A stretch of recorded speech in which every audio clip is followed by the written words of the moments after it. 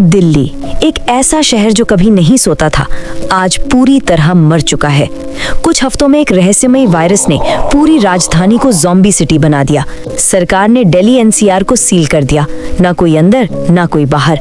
सड़कों पर जली हुई गाड़ियां, टूटी हुई मेट्रो और हर गली में खून के निशान। इस अराजकता के बीच ex army officer Carrie Rathore अपनी बहन प्रिया, उसके पति आशु और उनके छोटे बेटे के साथ मुंबई पोर्ट की तरफ भाग रहा था। आखिरी नेवी शिप ही उनकी उम्मीद थी। पीछे सैकड़ों ज़ॉम्बी दौड़ रहे थे। हाईवे पर अचानक एक औरत रास्ता रोककर खड़ी हो गई। उसका नाम सोनाली था। उसके साथ उसकी 2 बेटियां रिया और छोटी गुड़िया। वो हाथ जोड़कर चिल्ला रही थी, भाई साहब, बस मेरी बेटियों को ले जाओ। कैरी ने देखा कि पास खड़ा एक आदमी खून से सना हुआ है। उसके दिमाग में सिर्फ एक शब्द घूम रहा था, इन्फेक्टेड। उसने दरवाजा लॉक किया और गाड़ी आगे बढ़ा दी। पीछे सोनाली की चीखें गूंजती रह गईं। रिया की आंखों में सवाल था, क्या हम मर जाएंगे? मुंबई पोर्ट पर वो लोग किसी तरह शिप पर चढ़ गए, लेकिन उन्हें नहीं पता था कि एक संक्रमित आदमी पहले से जहाज में छिपा था। कुछ ही मिनटों में जहाज पर नरक उतर आया।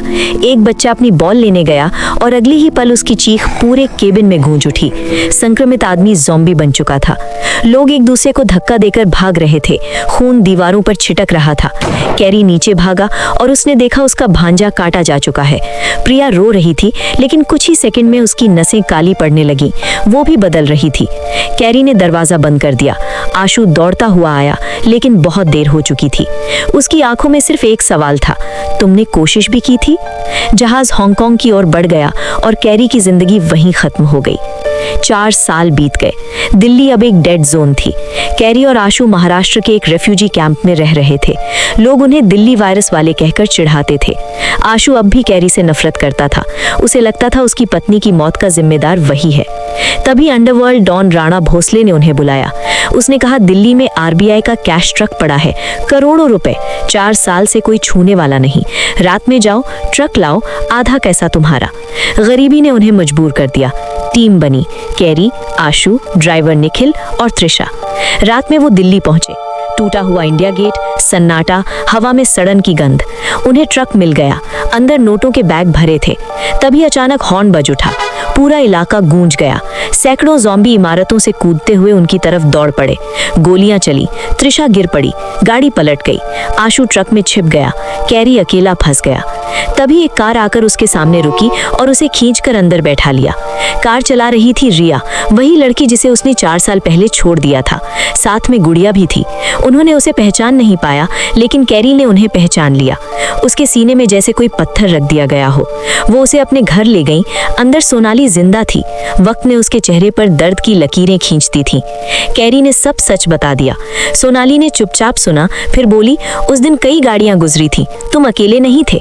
लेकिन कैरी जानता था कि वो खुद को कभी माफ नहीं कर पाएगा। उधर आशु लुटेरों के हाथ लग चुका था।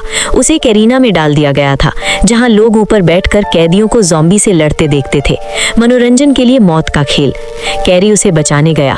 गोलियां चली, ज़ॉम्बी छोड़े गए। आखिरी पल में आशु ने कैरी की जान बचाई, लेकिन खुद गोली खा ली। मरते वक्त उसने कहा, शायद तुमने उस दिन जो किया वो मजबूरी थी। पहली बार उसकी आंखों में नफरत नहीं, माफी थी। कैरी, सोनाली और उसकी बेटियां कैश ट्रक लेकर पोर्ट की तरफ भागे। पीछे लुटेरे, आगे ज़ॉम्बी। तभी आसमान में हेलीकॉप्टर दिखाई दिया। रेस्क्यू टीम दिल्ली में सर्वाइवर निकाल रही थी, लेकिन सोनाली के पैर में गोली लग चुकी थी।